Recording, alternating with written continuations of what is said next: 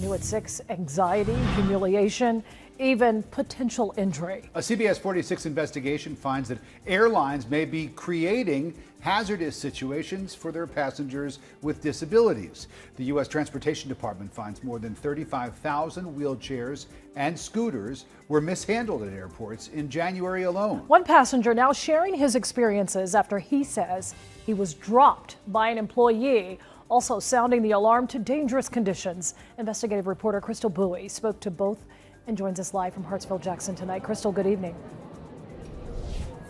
Good evening, Rick and Sean. Now behind me, right over here, is the entrance for passengers in wheelchairs right behind me. We actually spoke to a passenger who has been in a wheelchair for 12 years. He says while many aspects of life have become so much more difficult, flying at the airport is actually at the top of his list.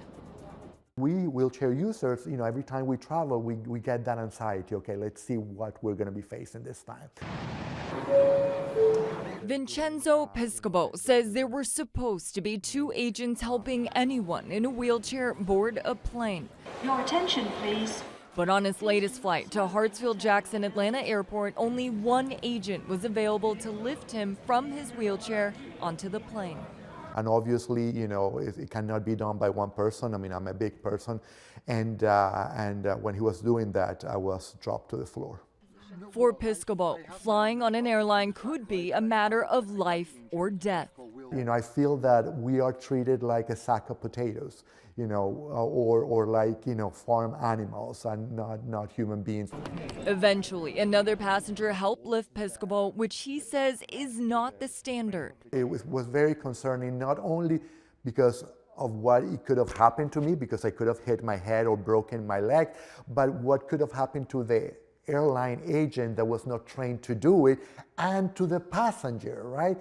And then on top of that is the undignifying experience, right? It's not very, very dignifying for a human being to be dropped on the floor in front of people. Delta outsources their wheelchair transport to an Atlanta-based company called Unify. A Unify employee who works transporting wheelchair passengers tells CBS 46 these mishaps are common and reported by passengers often. Do you believe that something like that happened? Yes, I do. She spoke to us on condition of anonymity and believes the sheer shortage of employees puts passengers in danger. So we literally went from 200 agents, wheelchair agents, to about 50 a night. She said the company changed staffing schedules and many employees quit or transferred to different departments. Because of this, she says she's been asked by dispatchers to push 2 people in wheelchairs at once. I get on, I pick up one, and people were walking up to me saying, hey, I need a wheelchair, and there's 10 of them, and there's just one of me, and I shouldn't be having a message dispatch. You need 10 more agents. They should already know that. Piscopo is the CEO of United Spinal Association. He tells us nearly all of his members in wheelchairs have similar experiences with all the carriers. The times that everything has gone completely smooth with my chair, with the way they transfer me, with the weight, with the aisle chair being in good condition, are probably 10%, 15%.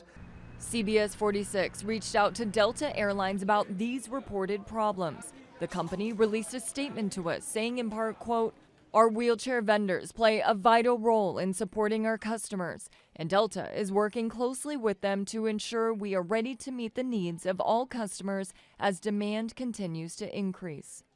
While Unify said in a statement in part, quote, together with our airline partners, we are committed to providing the highest level of operational reliability and service for all.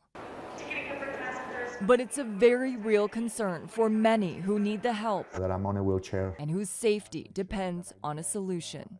Creates a lot of anxiety. Some people on wheelchairs that are independent, wheelchair users, sometimes, they choose not to travel anymore because they don't trust the airlines. Well, as part of that potential solution, the United Spinal Association will be traveling to D.C. in June to talk with congressional leaders about ways they can affect change. One proposed solution could be adding fines to airlines who are mishandling passengers or their wheelchairs. Reporting live in Atlanta tonight, Crystal Bowie, CBS 46 News.